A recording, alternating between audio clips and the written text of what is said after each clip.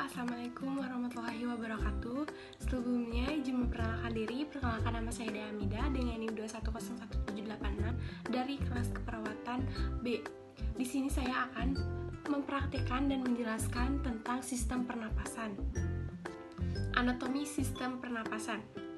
Nah, pernapasan atau respirasi adalah suatu proses pengambilan udara yang mengandung oksigen, yaitu O2, pengeluaran karbon dioksida, yaitu CO2, ke lingkungan.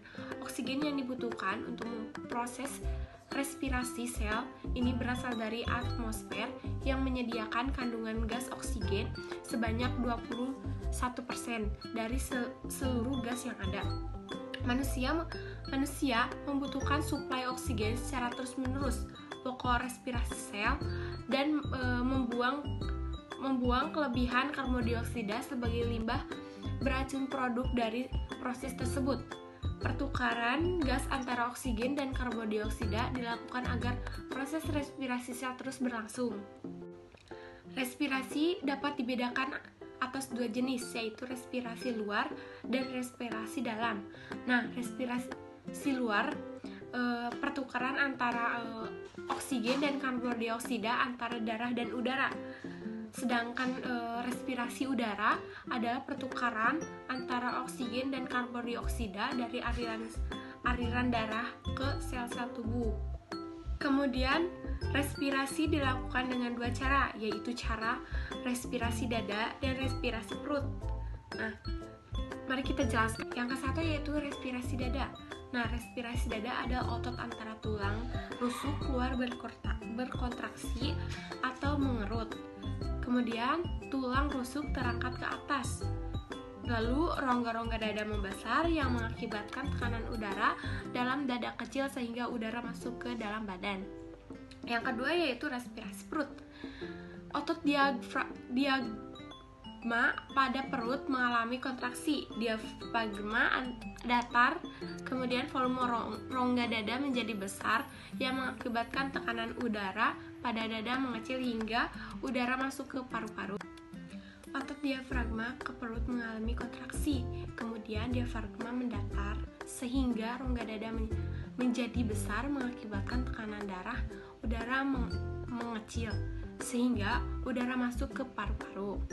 Nah, kemudian alat-alat atau organ-organ yang digunakan dalam proses pernapasan yaitu yang ke satu yaitu capung nasalis yang berarti rongga hidung. Kemudian yang kedua yaitu faring, yaitu tenggorokan.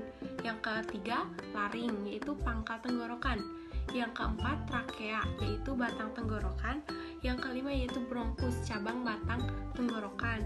Yang keenam yaitu fulmo, yang berarti paru-paru. Nah, selanjutnya saya akan menjelaskan tentang proses pernapasan. Nah, di video kali ini dalam proses pernapasan yaitu melalui video animasi. Nah, simak dong videonya. Awalnya udara masuk ke mulut lubang hidung saja karena lubang satunya beristirahat dengan sendirinya. Jangan menghirup napas sambil makan.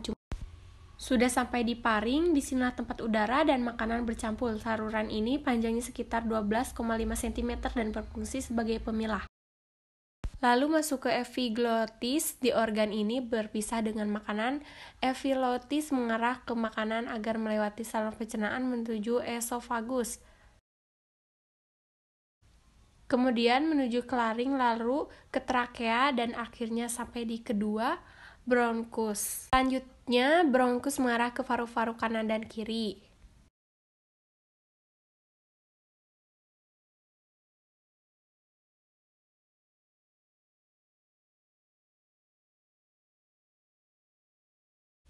Kemudian melewati salah satu cabang dengan menekus mulus dan berhasil sampai di alveolus.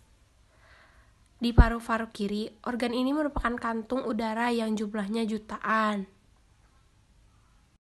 Kemudian udara memenuhi seluruh alveoli. Molekul oksigen menekan dinding alveoli dan masuk ke aliran darah pompa melalui pembuluh vena, paru-paru, dan masuk ke serambi kiri. Jantung di serambi darah membawa kaya akan oksigen. Kemudian darah ini masuk ke aorta, pembuluh arteri terbesar di tubuh, dengan diameternya bisa mencapai 2,5 cm. Area pembuluh darah ini sangat kuat.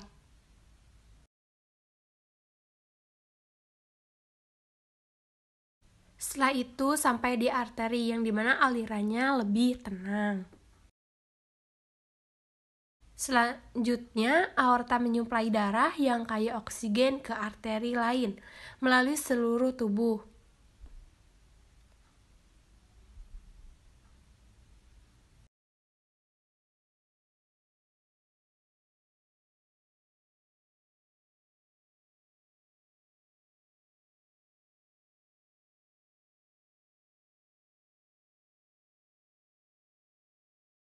Inilah yang disebut koneksi neuron, sinyal yang dikirim menuju organ dan bagian tubuh. Otak mengendalikan seluruh tubuh dan memerlukan banyak oksigen agar tetap sehat.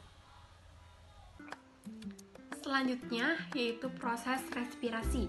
Nah, proses respirasi dibagi menjadi 4, yang pertama yaitu ventilasi paru, yang kedua difusi oksigen dan karbodioksida, yang ketiga yaitu transportasi oksigen dan karbodioksida, yang terakhir yaitu perfusi.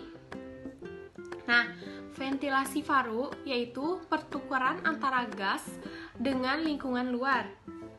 Kemudian dari tekanan tinggi ke tekanan rendah.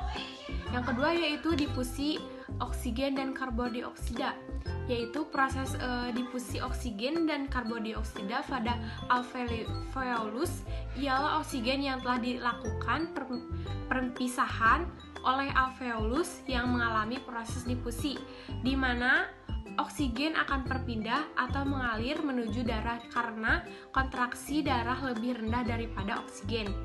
Yang ketiga yaitu transportasi oksigen dan karbodioksida. Nah, pertukaran gas oksigen dan karbodioksida diproses oleh dioksida terjadi dalam alveolus. Kemudian oksigen dari alveolus berdifusi ke dalam darah. Di dalam sel-sel darah merah membentuk diahomogloin yaitu Hb2O2. Selanjutnya oksihomoglobin beredar bersama darah menuju ke seluruh tubuh. Di dalam sel tubuh, oksigen dilepaskan sehingga okshomoglobin memulai menjadi homoglobin kembali ke reaksi seperti berikut. Sementara itu, karbon dioksida yang dibentuk melalui respirasi sel diangkut menuju paru-paru. Setelah sampai di alveolus, karbon dioksida berdifusi dari kapiler ke alveolus dan nantinya dikeluarkan melalui saluran pernapasan. Yang keempat yaitu di perfusi dan proses perfusi, yaitu perfusi adalah suatu proses di mana sebuah darah deoksigenasi mengalir ke paru dan mengalami reoksigenasi atau dapat dikatakan sebagai sirkulasi darah di dalam pembuluh kapiler paru. Nah, dalam pembuluh kapiler paru, rangkaian pembuluh kapiler paru sangat padat, di mana terdapat 6 miliar kapiler mengelilingi 3 juta alveoli paru. Mungkin segitu penjelasan dari saya. Mohon maaf bila ada kesalahan dan kekurangan. Terima kasih. Wassalamualaikum warahmatullahi wabarakatuh.